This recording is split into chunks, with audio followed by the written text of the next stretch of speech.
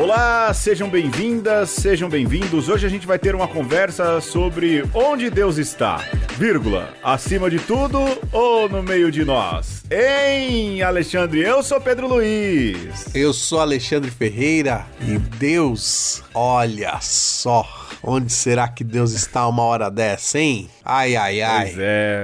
Pois é. Olha, pessoal, a gente não vai ter jogo hoje. Nós estamos gravando em meio ao Dia Santo de celebração dos fiéis defuntos. Então, e não é por isso que a gente não vai ter jogo, não é essa a questão. Mas é porque também a gente tem compromissos de missa, de vida, e a gente quer se dedicar mais a esse tema que vamos tratar aí. Tem até um videozinho da gente brincando no Instagram. A gente surgiu lá, acho que causou uma certa comoção nas pessoas, né? De repente, assim, veio um monte de gente, né? Nunca aparece. Mas eu acho... Nunca aparece, mas eu abraço a quem apareceu, digitou, escreveu aí. Pessoal, acho que é importante, né, Alexandre, lembrar nesse dia de tantos mortos, né? A gente ainda vive em meio a uma pandemia, com mais de 688 mil mortos por causa do Covid-19. Oficiais. Tanta gente... Oficiais, e isso pode ser muito mais, e certamente é. E a gente precisa lembrar disso, nunca esquecer disso, né? E lembrar dos mortos também é lembrar dessas histórias, né, que continuam na vida eterna, mas que são histórias, são pessoas, né? Eu, nesse ano, perdi meu sogro, um querido, um amado, não é? E que guardo no coração, carrego no coração. É um dia importante de lembrar dessas vidas, recordar dessas histórias, desses dons que Deus deu e que foram cruzando nossas vidas, né, Alexandre? E lembrar que essas pessoas não foram de tudo. A gente tem fé que Deus recolhe todos, que o plano de Deus para cada um é um plano de eternidade, e enquanto a gente também estiver nessa terra, a gente tem que fazer por onde, manter viva a memória, os bons ensinamentos, até o dia em que nós também nos reunirmos com aqueles que já se foram.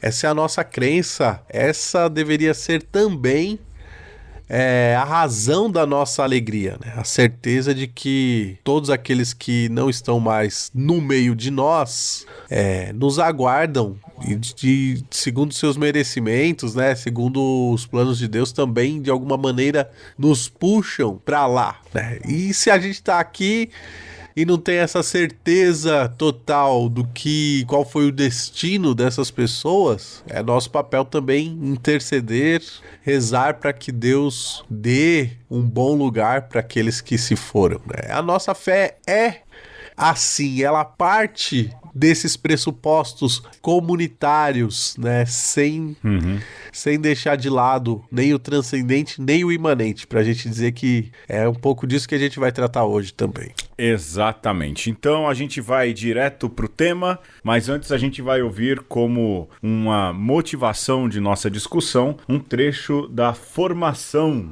da Canção Nova, e o link está aí no post. A gente já volta.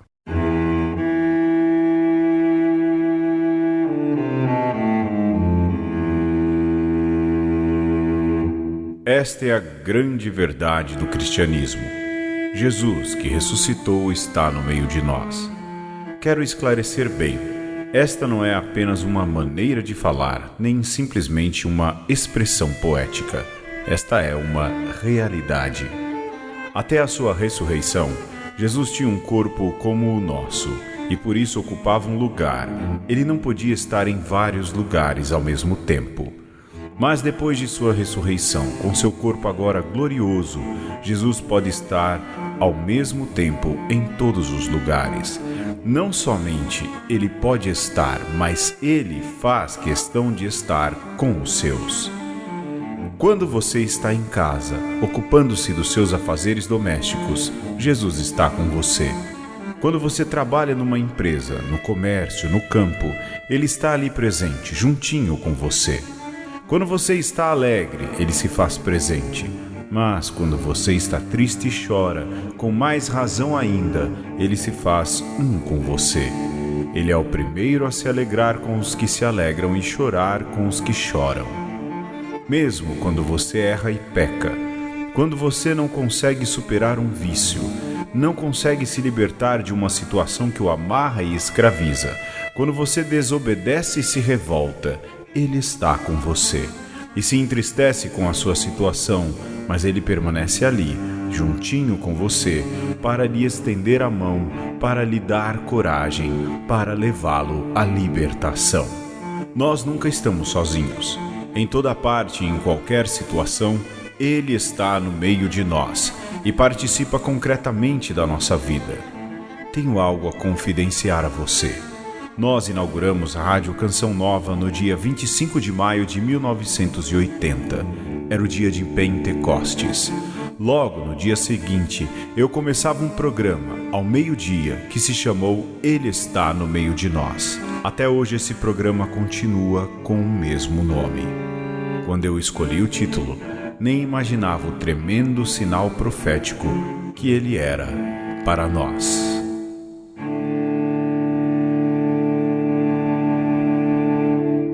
Pois bem, Alexandre, essa semana eu fui interpelado já 3 vezes com essa história. Certo. Pedro, me ajude a entender. Deus está acima de todos ou Deus está no meio de nós? Existem erros teológicos e aí as pessoas, se baseiam no catecismo. E olha, isso a gente já fala desde o início, não é? Teólogo de catecismo é catequista. E eu não estou desmerecendo o catequista, muito pelo contrário. Aliás, o Papa Francisco recentemente colocou os catequistas nos lugares devidos deles, e que é um ministério, não é? Opa. E é um ministério muito rico, é um ministério verdadeiramente legítimo, um dos mais antigos da igreja. E o Papa Francisco sabiamente colocou aí os catequistas neste lugar, merecidamente, sabiamente e talvez em tempo mais tardio, né? Ele mesmo diz, é um dos ministérios mais antigos. Mas lembrar disso, citar o catecismo, lógico, é importante, ele é um compêndium da fé, tem ali como redação, a gente já falou muito sobre isso, Joseph Ratzinger, e ele tem a sua validade, mas a teologia, ela precisa ser mais aprofundada. E aqui a gente é Teologia Esporte Clube, não é? Algum podcast usa esse termo, Teologia Esporte Clube, então eu não inventei isso. E a gente vai fazer alguns ensaios teológicos a respeito, justamente desses dois termos, desses dois temas que agora se tornaram motivo de controvérsia teológica. Vamos convocar um concílio, hein, Alexandre? Se tornaram eu acho agora. Que vai ser... eu acho que vamos ter que chamar de novo Santo Atanásio e irmos para Niceia, porque parece que desde aquele tempo o problema ainda não foi resolvido. Nem em Niceia, nem em Constantinopla, nem em Éfeso, nem em Calcedônia.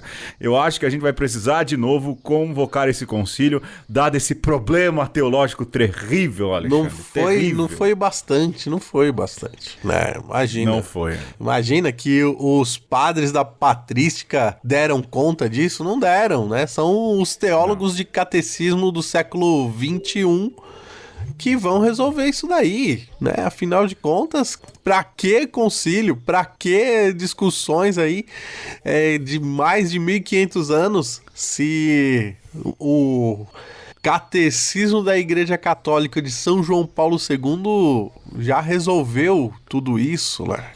Sim, já abarcou todo o problema, né? É isso. Eu acho, Alexandre, que para a gente começar a falar a respeito, precisávamos falar desses concílios, muito rapidamente, entendeu? Uhum. O que os motivaram, né? Porque o concílio de Niceia, de Constantinopla, muito rapidamente, tratavam sobre a natureza de Jesus. Jesus era verdadeiro homem ou verdadeiro Deus? E as controvérsias teológicas se davam em torno desse problema, não é? Jesus era Deus e tão somente Deus. Jesus se fez humano e por isso era somente humano e depois foi adotado por Deus. Esse depois é um desdobramento teológico, né? Mas em resumo, essas coisas foram resolvidas nessa época, 425, 485, né? E depois os outros concílios, eles foram ajustando essas coisas, essas questões. Então, eu acho que é importante a gente recordar que Jesus Cristo é verdadeiro Deus e verdadeiro homem. Enquanto pessoa da Santíssima Trindade, ele é o Filho. Enquanto Deus encarnado, vivo e presente no meio de nós, ele é Jesus, Yeshua, não é? E isso o dá identidade. Nós somos cristãos, ou seja, seguidores do Messias, e para ser chamado de Cristo, antes ele precisou ser Jesus. Essa, em resumo, é aquilo que a gente pode definir como a configuração, o status questiones, né, Alexandre? É bom partir daí, não? É bom partir daí, Pedro, mas ao mesmo tempo, as formulações, ele está no meio de nós e Deus acima de tudo, não está claro que você está falando de Jesus, né? Parece que você está falando simplesmente de Deus.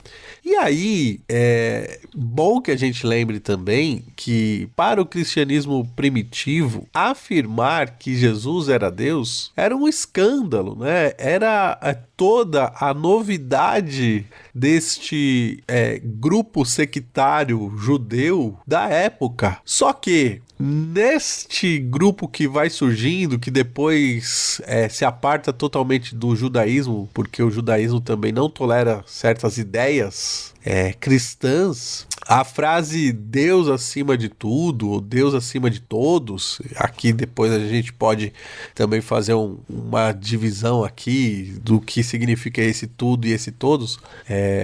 Essa formulação, Deus acima de tudo, não tem nada de novidade no cristianismo, né? O cristianismo não inova em nada nisso, né? Os judeus já sabiam muito bem que Deus estava acima de tudo e todos. Mas também no ambiente grego não tem novidade nenhuma, Pedro, né? Geralmente nos panteões greco-romanos tem um Deus que está acima de todos os outros. Existe uma hierarquia. Sim. A gente pode falar também, por exemplo, de Olorum, né? Ou Olodumare das teologias africanas, que é um deus que também ou essa ideia de uma divindade que está para além daquilo que você pode tocar até e invocar. E aqui, para terminar com a sessão Fenomenologia da Religião, na formulação indiana, Brahma, o número 1, também é um Deus acima de tudo e de todos, sem par, sem que ninguém consiga concorrer com ele. Sim. Essa ideia de que existe uma divindade que vive uma comunidade, e aqui a gente já pode trazer a própria questão da Trindade, que a gente fala que não há uma sobreposição ou sequer uma hierarquia na Trindade, né? Deus Pai não está acima de Jesus, nem acima do Espírito Santo, não é mais Deus que as outras pessoas da Santíssima Trindade. Você já começa com uma inovação que não é tão simples assim à primeira vista, porque se Deus Pai fosse acima do Espírito e acima de Jesus, nós poderíamos falar inclusive que era de uma natureza diversa, né? Então seriam 3 deuses diferentes. Não é a nossa afirmação. Sim. Agora, não sei se me adianto, Pedro. Não, eu só queria ir um pouco aí dentro do que você está falando. Obviamente, se você pega um sacerdote Brahmani e ele falar Deus acima de tudo, ele está falando de Brahma. Obviamente, se você pegar um pajé e ele falar de Tupã, de Deus acima de tudo, me perdoem a minha ignorância, estará falando do Deus Supremo, não é? Não, Tupã não tá acima. Tô errado. Tá errado. Se eu não me engano, é o Yamandu que tá acima de tudo. Se eu não me engano também. Olha Devo aí. estar falando alguma besteira. Mas tem um Deus acima de tudo. Mas isso. Por isso que eu falei, perdoe a minha ignorância, eu estou usando um exemplo. E quando subentende-se que quando um padre fala Deus acima de tudo, a gente acredita que ele esteja falando, obviamente, do Deus cristão, que é a Santíssima Trindade e que é Pai, Filho e Espírito Santo, né? Depreende-se disso. Embora, dentro do esquema trinitário, há aqueles teólogos que falam do principaliter, do princípio do Pai, não é? Que é ali o princípio, porque ele gera o Filho e o amor do Pai e do Filho faz com que o Espírito Santo também seja enviado, não é? procede, melhor dizendo, do Pai e do Filho. Mas essas são outras questões que cabem para outros podcasts, mas a gente precisa partir desse princípio. A gente pode afirmar uma primazia, não uma supremacia. Exato. E depende muito de quem faz o discurso. A afirmação, a figura Deus acima de tudo ou de todos, ela é pertencente a boa parte das religiões. Eu lembro acho que é do Ryozan, que é um monge budista aqui de São Paulo. Ele mostrou que até no budismo há um princípio de um Deus único e um Deus principal. Isso na leitura teológica que ele faz dentro da religião dele. Então, essa afirmação Deus acima de tudo, lógico, de novo, repito, não é Deus acima de tudo, Deus acima de todos, ela é bem genérica, não é? A começar de uma divindade que está acima de tudo. E, repito, desdobramento, a gente no meio cristão pensa na trindade, Deus acima de tudo. E quem afirma isso, aí não sei se era para aí que você ia caminhar, Alexandre, mas eu já introduzo. Quem afirma isso não está errado. Não está errado. Quem afirma que Deus está acima de tudo não está errado. Até como princípio das coisas, não é? Por ele todas as coisas foram criadas e por nós homens e para a nossa salvação desceu dos céus. Aí, nessas duas coisas, há o centro, o ponto central dessa discussão, não é? Pensando no símbolo niceno-constantinopolitano, mas não é errado. Deus está acima de todos, não é? Não é uma afirmação errada como princípio de teologia católica, não é isso, Alexandre? Sim. Agora, vamos lá, eu quero fazer uma diferença aqui, Pedro, entre Deus acima de tudo,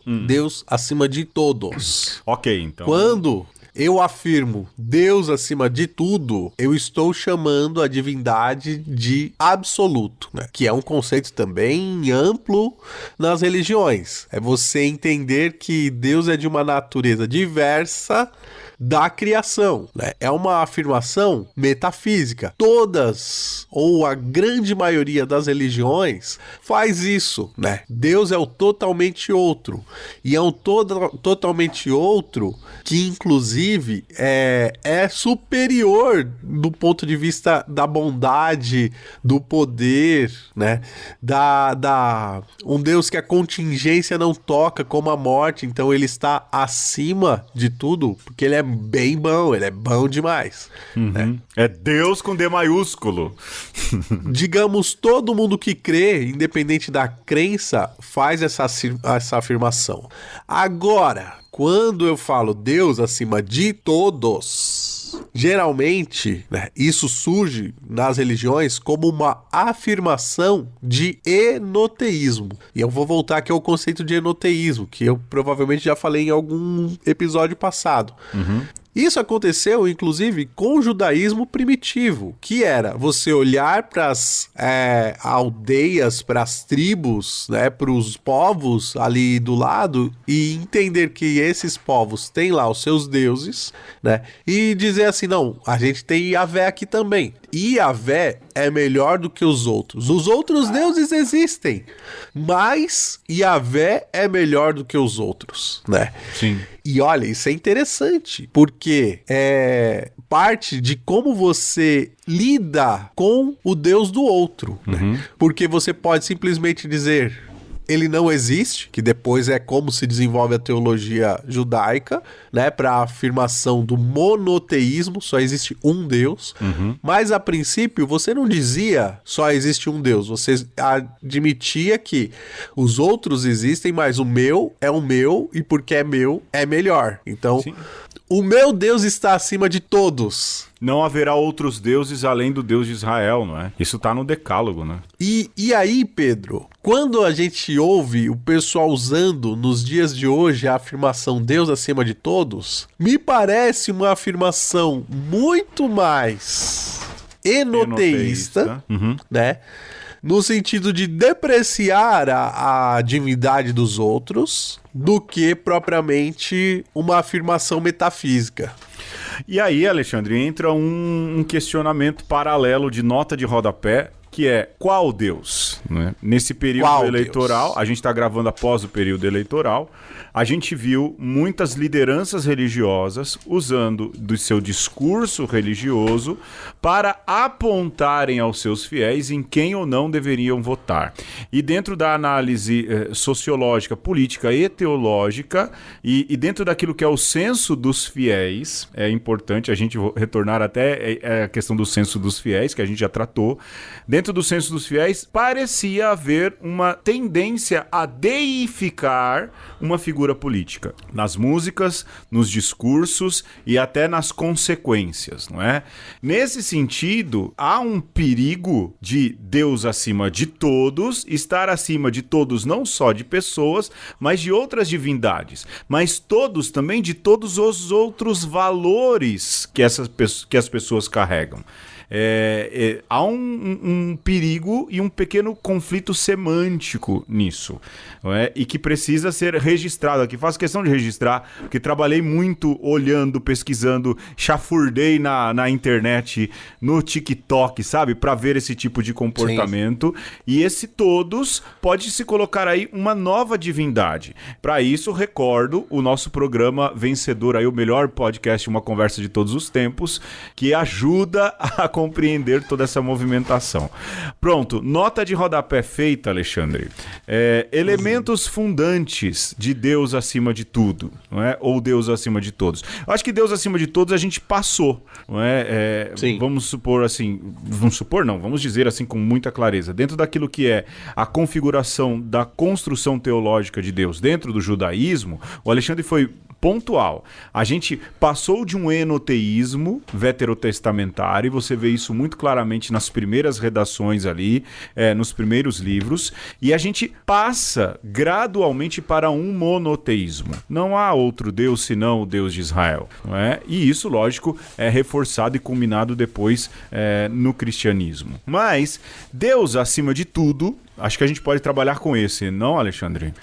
Sim. Eu acho que é o melhor, teologicamente, talvez seja o mais correto, hein? Sim, a nossa afirmação né, do ponto de vista do dogma cristão, é este, né? É Deus acima de tudo, né? É a afirmação que o próprio Jesus vai fazer quando ele vai falar assim, o que você tem que fazer para seguir a Deus e todos os mandamentos. E aí Jesus retoma o Shema Israel, né? Uhum. Ama o Senhor Deus com todo o teu amor, com toda a tua força, com todo o teu entendimento. Eu vou parar por aqui, pá! Pra gente pegar aí como Jesus afirma o Deus acima de tudo. No fim ele tá falando do culto que se deve prestar, da adoração que se deve fazer, do lugar que deve se colocar Deus. Não dá para você ser cristão sem afirmar o Deus acima de tudo. Sim, porém, porque Deus se torna o valor supremo, né? Eu acho que o ponto de partida, ponto de partida. Né? O referencial, o valor supremo, o referencial, ou seja, aquilo que é isso. Não é? Eu acho que não tem mais o que esmiuçar a respeito disso. É esse o sentido, não é? E eu acho que tem também essa questão de estar acima. A gente diz acima como primeiro item da lista, vamos assim dizer, como um ponto principal, mas a gente também tem o acima no sentido de localização geográfica, entende o que eu estou dizendo? Ele está acima porque as pessoas antes, Jesus ascendeu aos céus, não é? O céu como lugar inatingível, e sendo este lugar inatingível o lugar em que Deus está. E aí, quando você coloca Deus acima de tudo, você diz, olha, Deus está num patamar no qual nós não conseguimos alcançar. Isso também é uma transcendência. Verdade. É a transcendência. Sim. Essa é uma verdade teológica que é, lógico, traduzida em uma linguagem humana, não é? Acima, enquanto lugar, enquanto espaço geográfico, não é? E hoje se fala em dimensão, né? Aqueles que são mais de ciência, fala a dimensão dimensão na qual Deus está, não é? O Blanc, Reinhold Blanc, embora às vezes considerado aí complicado por alguns teólogos, não é? Mas se fala de uma dimensão divina na qual nós não conseguimos alcançar, nós não conseguimos sondar. Então esse Deus acima, dentro de uma teologia dogmática, ela tem também a sua força de afirmação de que Deus está em uma realidade primeira na qual nós não conseguimos alcançar. Isso também é importante, né? Sim, é uma coisa que eu gosto de afirmar aqui também, né? O Pedro me fez pensar isso. Afirmar a transcendência de Deus é afirmar que ele é inabarcável pela mente humana, né? Porém, eu já estava querendo fazer esse porém lá atrás, estou retomando, isso não nos dá, Pedro e ouvintes de uma conversa, direito, né, a afirmar que Deus está acima de tudo e lutar contra a idolatria por conta disso, né, ajudando as pessoas a não confundirem os ídolos com Deus. Isso não nos dá o direito, por exemplo, de quebrar um centro de culto de religião de matriz africana. Isso não nos dá o direito de dizer para uma pessoa que é homoafetiva ou ali dentro de qualquer espectro do LGBTQIA+, que ela vai para o inferno porque Deus está acima de tudo e você, né, na sua condição humana, não pode relativizar nem Deus, nem a sua palavra e viver uma vida que está fora do mandamento de Deus. Então você merece ser execrado, merece o fogo eterno, porque esse Deus acima de tudo deveria fazer com que você se convertesse e abandonasse tudo de errado, e se você não faz isso, você não está colocando Deus acima de tudo. Este é o pulo do gato. É a arapuca que estão armando com acima de tudo e que não estão te falando. Sim, exatamente. E eu acho que a gente podia dar um intervalinho, ouvir um dos maiores teólogos que o Brasil tem cantando e a gente retoma esse debate a partir daí. Pode ser? Pode. Bora!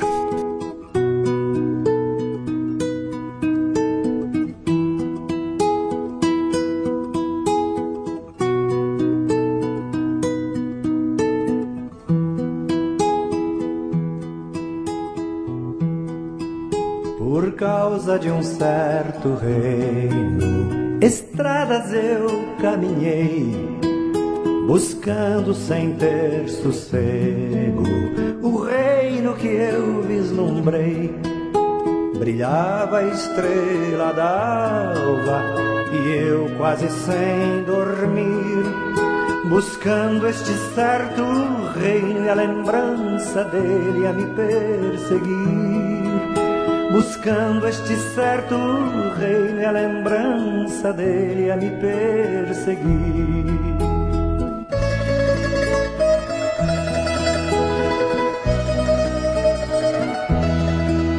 Por causa daquele reino, 1000 vezes eu me enganei, tomando o caminho errado, errando quando acertei.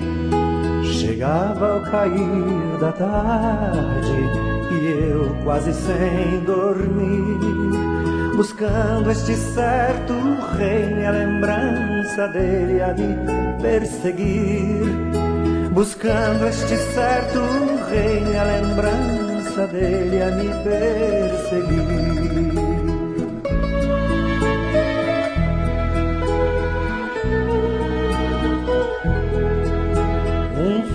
De carpinteiro que veio de Nazaré, mostrou-se tão verdadeiro, pôs vida na minha fé.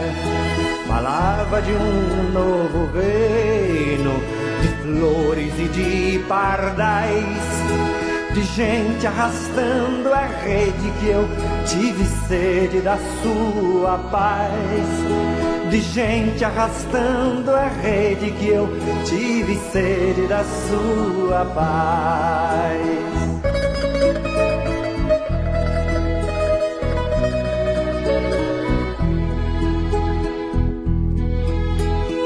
filho de carpinteiro, falava de um mundo irmão, de um pai que era companheiro, de amor e libertação. Lançou-me um olhar profundo, gelando meu coração. Depois me falou do mundo e me deu o selo da vocação. Depois me falou do mundo e me deu o selo da vocação.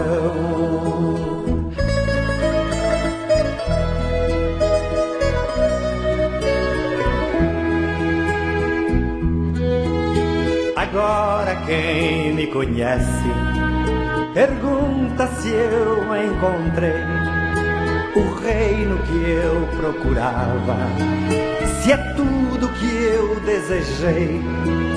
Eu digo pensando nele, no meio de vós está o reino que andais buscando, e quem tem amor compreenderá. O reino que andais buscando, e quem tem amor compreenderá.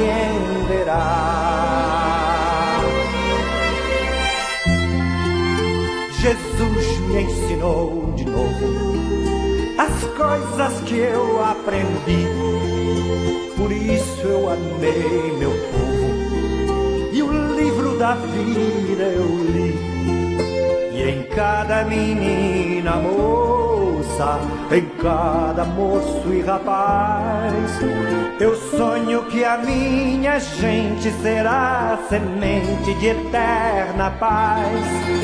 Eu sonho que a minha gente será semente de eterna paz.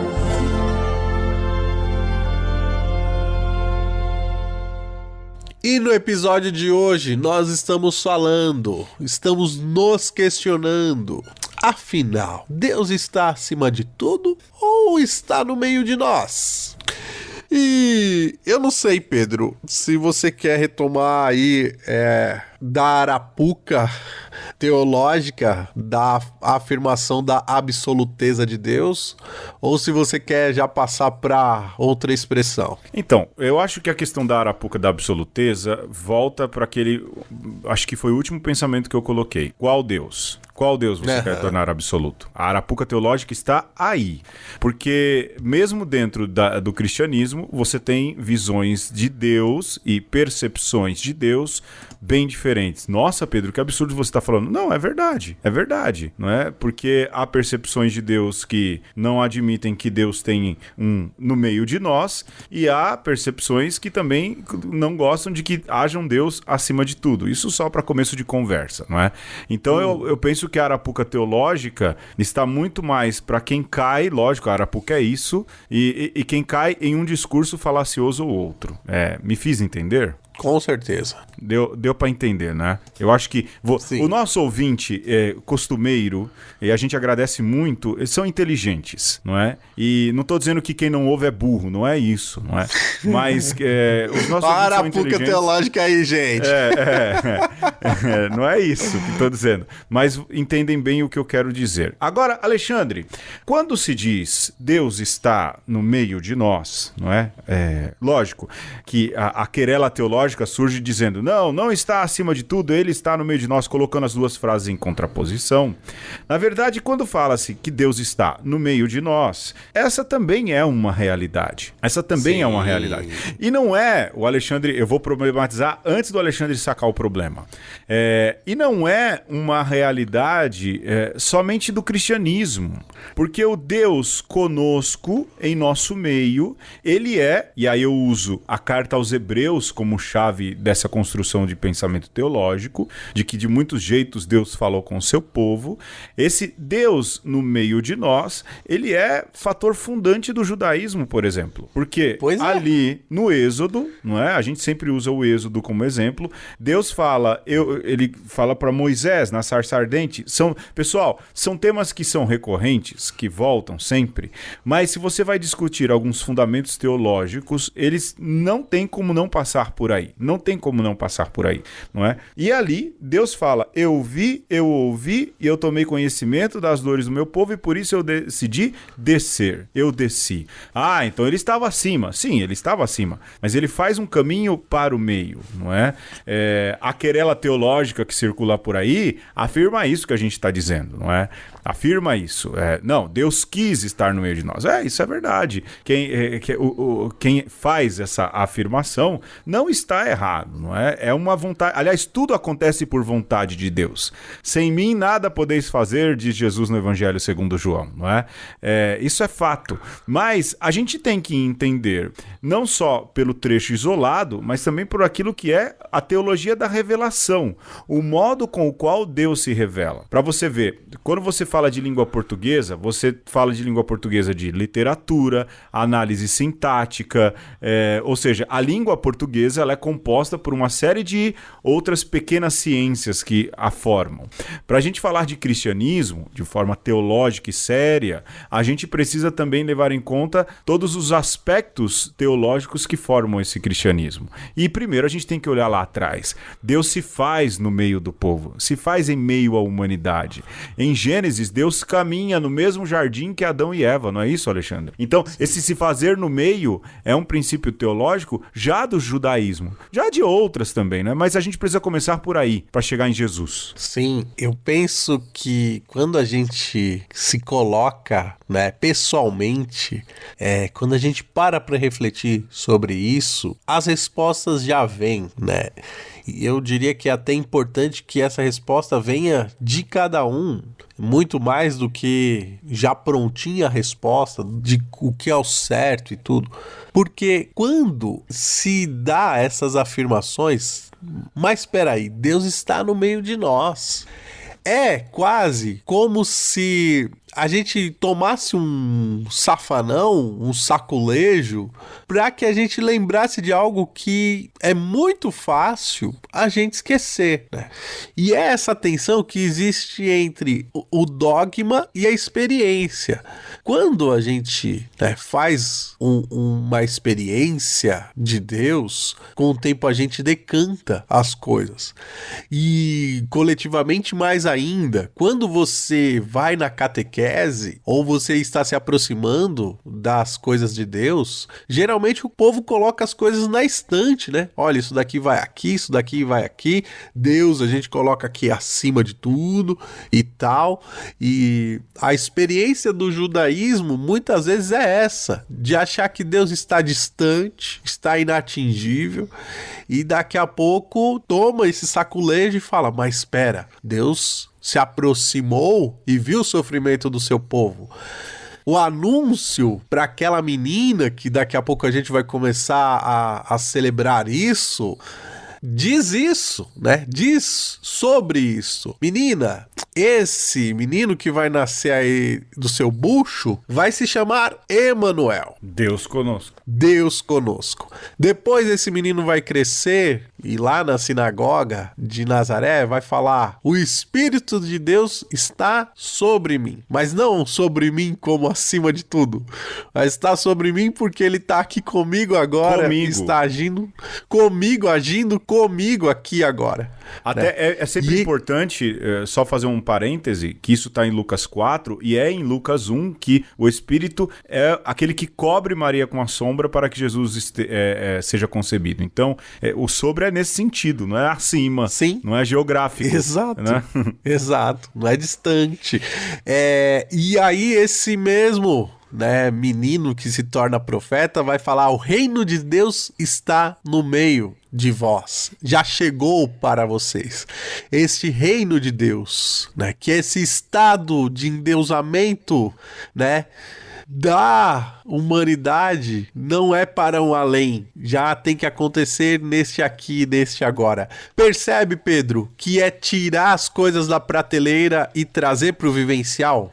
Sim, e outra, Alexandre, aí eu vou continuar aprofundando ainda mais nisso que você está dizendo, porque o Alexandre falou da concepção, o Alexandre falou do primeiro discurso, o Alexandre fez um excerto do discurso do reino que já está no meio de nós, e o reino é Jesus, mas em diversas passagens a gente vê Jesus afirmar categoricamente de que ele vai estar ali, e ele está e se faz no meio, não é? Isso é importante. Onde 2 ou 3 estiverem reunidos em meu nome, aí eu estou no meio deles, não é? Eis que eu estarei... Em Mateus, a gente usa o Lucas, agora a gente usa Mateus, né? Mateus termina dizendo, e eis que eu estarei convosco todos os dias até o fim dos tempos. Ele está no meio de nós, isso é uma afirmação. Ah, mas aí foi uma vontade de Deus. Foi, mas ele se fez. Vai dizer o quê? Então, você vai desmerecer um argumento teológico do outro lado, simplesmente porque foi vontade de Deus. Então, se foi vontade de Deus, se torna verdade, caramba. Aí começa a residir a arapuca, mais um pouquinho assim, uma levezinha desonestidade teológica e intelectual. Mais ainda, não é? Vamos pegar ali Lucas, vamos pegar o caminho de Emaús, que Jesus caminha com os discípulos em Emaús, chega até Emaús e ali repete um gesto eucarístico, e quando eles veem Jesus partindo o pão, Jesus desaparece. Isso, e eles reconheceram Jesus no partir do pão. O texto é eucarístico, extremamente eucarístico. Para dizer o quê? Agora, Jesus, que era corpóreo, você ouviu isso na formação da Canção Nova, no começo do programa. Não foi eu e não foi o Alexandre, a gente escolheu a Canção Nova justamente para mostrar que isso não é uma manipulação teológica, é a Canção Nova que também está dizendo uma verdade teológica. Ora, para que se faz adoração eucarística, então, se não é Jesus no nosso meio, a gente está cometendo, que você então... comunga? Pra que comunga? Não, mas eu tô na adoração porque senão se torna artolatria aquilo ali. Você tá idolatrando um pão, entendeu? Ora, se faz no meio de nós, ele está no meio de nós. A cada paróquia que passamos, aquela historinha lá do Zé, oi Jesus, sou o Zé, vim te ver. E aí quando o Zé fica doente, né? Oi Zé, eu sou Jesus, você vinha me visitar, hoje eu vim te visitar. Tão bonitinha, passa por e-mail, agora cai por terra, não é? Porque, mas essa é uma vontade de Deus. Então, se é uma vontade de Deus, é uma realidade teológica. Ele está no meio de nós. E mais ainda, Alexandre, eu tô Reinaldo Azevedo pistola aqui. Se tivesse uma câmera, olha, eu ia falar, minha esposa daqui a pouco vai vir para ver o que tá acontecendo, não é? Mais ainda, Alexandre, a liturgia, que é a expressão máxima da vida e da fé da igreja, no Brasil, não é? Acho que o Alexandre pode esmiuçar isso, porque ele viveu essa outra realidade de fora. A liturgia, expressão máxima daquilo que precisa ser o fazer teológico, mas a fé, expressão máxima da fé da igreja, responde isso 3 vezes. O Senhor esteja convosco, Ele está no meio de nós. São verdades celebradas.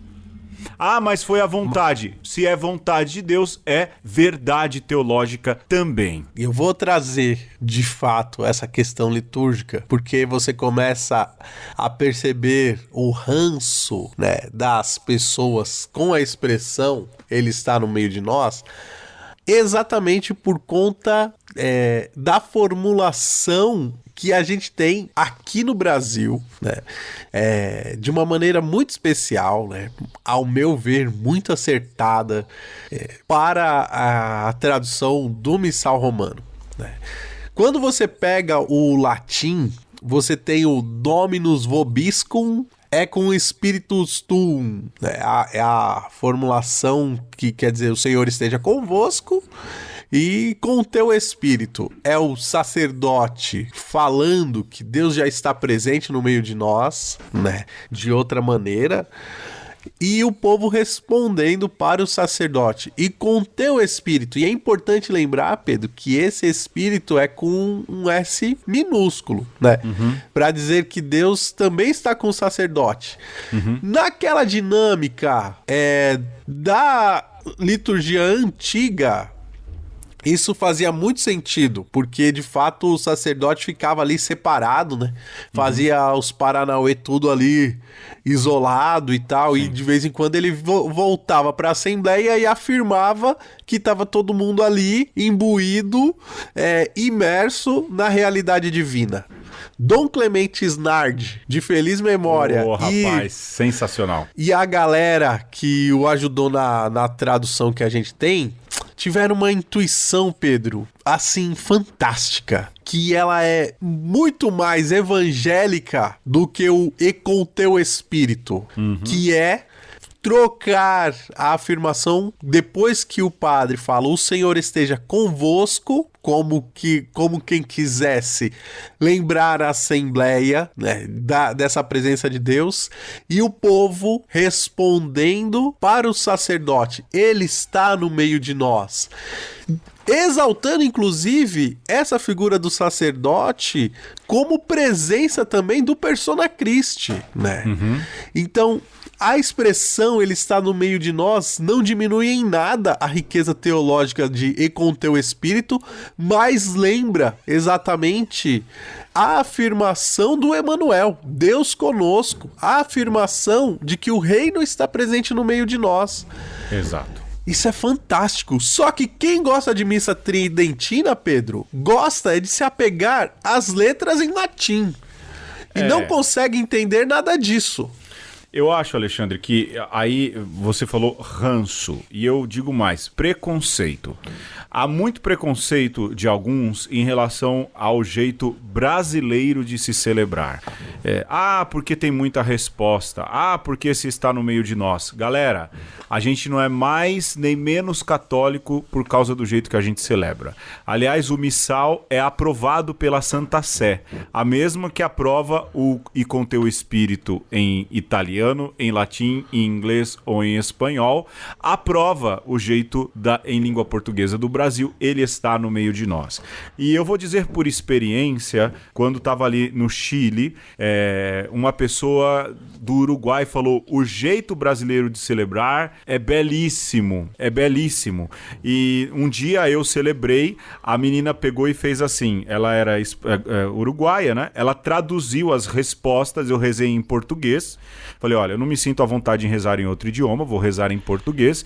E vocês podem, se quiser, dar a resposta em espanhol. E assim o fizeram. Não é? E o encanto de quem não conhece esse jeito brasileiro de celebrar é justamente isso. Nós participamos da celebração junto com o sacerdote. Isso no tempo em que presidia celebrações, né? Exercia o ministério. Então é uma riqueza que nós temos, que os outros admiram, mas aqui a turma do ranço, a turma que é colonizada, que sonha em ser Europa, que sonha em ser Estados Unidos, que sonha e que tem saudade do poder, critica, né? E critica só porque é do Brasil. É o cachorro viralatismo teológico também. Não gosta da teologia feita na América Latina, porque fez um caminho errado. Não há erro teológico na formulação inicial da teologia da libertação. Não há erro teológico. Você pode ter alguns erros metodológicos que surgiram ali depois no fazer de outras teologias, mas o princípio teológico da teologia da libertação é a baixa cristologia, e ela é válida. O "está no meio de nós" é uma expressão da baixa cristologia, e isso não significa baixo de inferior, mas feito de baixo para cima. O Deus acima de tudo, Deus acima de todos, ele é uma referência de uma cristologia muito bem construída em território europeu, a alta cristologia. E ela não é alta porque ela é superior, mas ela parte de cima para baixo. A gente já falou isso inúmeras vezes. E nenhuma delas deixa de ser teologia correta, melhor ou pior. Mas a gente precisa entender que dentro da revelação, Deus se revela conforme a capacidade que cada realidade cultural consegue compreendê-lo. E a alta cristologia na América Latina, com gente passando fome, dificuldade, não evangeliza ninguém. Ninguém. Ninguém. Eu vou aqui reafirmar isso, e se não ficou claro até agora, nessa altura deste programa, é importante a gente lembrar disso. Se alguém nega o estar no meio de nós, é tão herético quanto quem nega o acima de tudo. Agora, é importante a gente lembrar as riquezas do estar no meio de nós, né? A gente já gastou muito aqui para dizer que isso não é invenção nossa, nem da teologia da libertação. Isso é vontade de Deus e é o próprio Cristo que afirmou inúmeras vezes e de diversas maneiras, né? E os apóstolos e aqueles que pregaram o evangelho pela primeira vez é que se basearam nisso para sair destemidos pelo mundo, botando a pele em jogo para afirmar: Deus caminhou no meio de nós, Deus se fez um conosco e continua conosco, né? Então é por conta disso que a gente está nessa peleja e continuamos aqui e continuamos apaixonados por essa formulação. Ele está no meio de nós. Está no meio de nós porque a gente pode senti-lo quando nos reunimos. Então, quando estamos juntos, ele está no meio de nós. Ele está no meio de nós de uma maneira espiritual. E como uma afirmação de interioridade, Deus está no meu coração, está no seu coração. Deus se faz Eucaristia e você coloca esse Deus na sua boca e ele está no meio de você, inclusive no seu estômago, né? Agora, a gente sempre tem que ir pro Mateus 25, né, Pedro? Senão não é uma conversa que se preze. Tem que marcar o bingo, né? Como é que faz, né, Alexandre? Como é que faz? Jesus dizendo: eu estou ali no esfomeado, no que está passando frio, no que está nu, no que está preso. Como fazer? Se é o Senhor que... Porque assim, todo mundo gosta também de pegar ali uma série de trechos, não é? Eu pego que Deus está acima de tudo, é o nome de Jesus e tudo mais. São trechos e são válidos para formular uma teologia. Mas você precisa pegar também aquilo que é a afirmação de Jesus no próprio Evangelho e que coloca ali como realidade concreta. Eu também estou ali. Eu estou ali. E aí, como é que fica? Mas foi vontade de Deus. Ele ainda continua acima de todos. Ele continua acima de todos. Então, alguém que tá na rua tá acima de todos na pirâmide social. Deveria. Caraca. Vou dar carteirada aqui, Pedro. Agora, porque essa discussão saiu muito da provocação de Júlio Lancelotti, né? Exato. Mas a gente não tá criticando o Júlio não, hein? Tá criticando o Júlio não, hein? Muito pelo contrário. Eu vou dar a carteirada aqui, Pedro, afirmando exatamente que de Júlio Lancelotti, esses dois caboclos aqui que tá falando, conhece, né? A gente teve o privilégio Eu vou na missa do Júlio lá, né? E estivemos com o Júlio muitas Conselho vezes de presbítero, na arquidiocese. Exatamente, né? O Júlio sempre foi um cara provocador, né? Ele nunca deixou a gente quieto, nunca. Quando a gente era estudante de teologia, ele sempre chegava com um livro e falava: você já leu esse? Tem que ler, né? O Júlio, muito mais velho que a gente, não tinha medo de chegar em nós ali, né? Aqueles cachorro louco novinho da teologia doido pra pegar alguém no pulo, e ele instigava a gente. E nas discussões, né, pastorais, mas também, né, das ordens teológicas do dia, ele nunca se furtou à provocação. E ele faz isso na sua afirmação. Menos Deus acima de tudo, mais Deus está no meio de nós, né? A gente sabe de onde vem a provocação e a gente sabe por que ele está chamando a atenção. Para falar que se você é cristão e está virando as costas para aquele que está passando necessidade, você não é cristão coisa nenhuma. Porcaria nenhuma. Deus acima de tudo por último. Exatamente, né? E é disso que se trata. Se você tá se pegando a essa frase solta, né, sem contextualizar e sem trazer para o seu coração essa provocação como um puxão de orelha para sua vida, se não tá servindo para você como um saculejo de acorda, cara, olha pro seu irmão que tá do lado, pega o seu cristianismo e enfia na mala e arrivederci, né? Exato, Alexandre, porque o que acontece é exatamente isso. Formulam-se querelas teológicas e aqui eu falo do Júlio como um intelectual, porque ele o é um teólogo, porque ele o é, mas ele é também um pastoralista, porque ele também o é, tem uma ação direcionada, mas é um intelectual, e que faz uma provocação diante de um problema, e que não é de ordem cristológica. O problema é de ordem social e é mais ainda de ordem política. Porque estão utilizando... Ah, mas aí você tá falando, o Júlio votou no Lula. Ué, ele tem o direito dele, como eu afirmei muitas vezes, qualquer religioso tem o direito de votar em Jair Messias Bolsonaro. O que não se pode, a provocação do Júlio está aqui, e conhecendo-o como eu conheço, e porque também eu gravei um monte de vídeo falando sobre isso, é a manipulação religiosa de gente que quer usar um tipo de discurso para forçar alguém a tomar uma decisão política, sem liberdade de consciência. A provocação está aí. E se você entrou nessa provocação, pegue o seu cristianismo, coloque na mala, como diz o Alexandre, e arrivederci. Essa é a verdade. Porque a gente está perdendo valores fundamentais do cristianismo no meio dessa discussão. A gente está perdendo valores fundamentais daquilo que é a ação cristã desde o seu início, porque já corroeram o cristianismo atualmente. Sim, o cristianismo atual está corroído, corrompido. E foi corrompido pelo poder, como já aconteceu lá atrás e como vem acontecendo agora. No meio dessas discussões e dessas pseudo-provocações teológicas, que são rasas, baseadas em coisas rasas, e que servem para sustentar poder, e que servem para sustentar status quo, e que servem para sustentar algumas posições de governo pastoral, não é? E a gente falou bastante disso no Culpa Católica. Usa-se então um verniz teológico, não é? Mais corajoso foi o arcebispo de São Paulo, que lembrou que Jesus precisa estar no meio de nós e que algumas coisas não podem ser negociadas. Mais corajosos foram alguns bispos da CNBB que falaram também no mesmo sentido. E esses que usam e colocam esse verniz aí pseudo-teológico e, repito, raso, muitas vezes querem salvaguardar a si mesmo, ao seu feudo e ao seu pequeno rebanho formado. E assim o fazem com muito sucesso, porque tal qual alguns grupos políticos sabem usar muito bem as redes sociais, sabem usar muito bem certos discursos justamente para manipular a emoção, o sentimento e a fé das pessoas. Alexandre, eu não vou falar mais nada. Seu nome é Jesus Cristo, cara, e passa fome e grita pela boca dos famintos.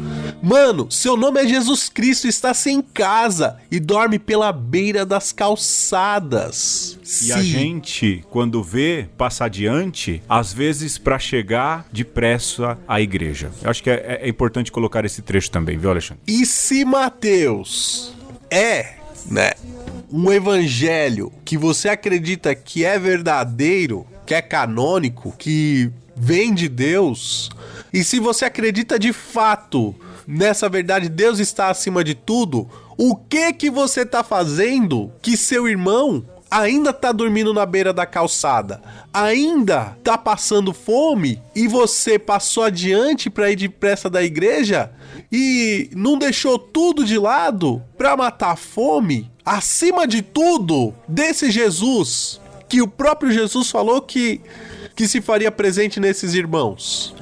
A gente vai falar muito disso ano que vem na campanha da fraternidade, se é que você acredita também na campanha da fraternidade, que é a CNBB.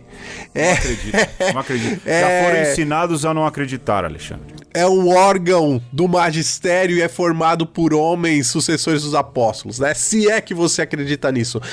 Você é convidado Você é convidado a refletir sobre isso, né? Sobre o que a gente vai fazer com a fome de milhões de brasileiros, de milhões de seres humanos mundo afora. O que você vai fazer com isso, cara? Você vai ficar só aí na querela litúrgico-teológica?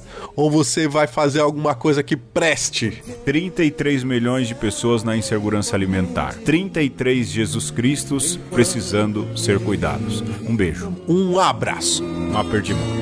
Entre nós está, e não o conhecemos. Entre nós está, e nós o desprezamos. Entre nós está, e não o conhecemos. Entre nós está e nós o desprezamos. Seu nome é Jesus Cristo e é difamado, e vive nos imundos meretrícios, mas muitos o expulsam da cidade, com medo de estender a mão a ele. Seu nome é Jesus Cristo e é todo homem que vive neste mundo ou quer viver, pois para ele não existem mais fronteiras, só quer fazer de nós todos irmãos. Entre nós está e não conhecemos, entre nós está e nós o desprezamos, entre nós está e não conhecemos, entre nós está e nós o desprezamos.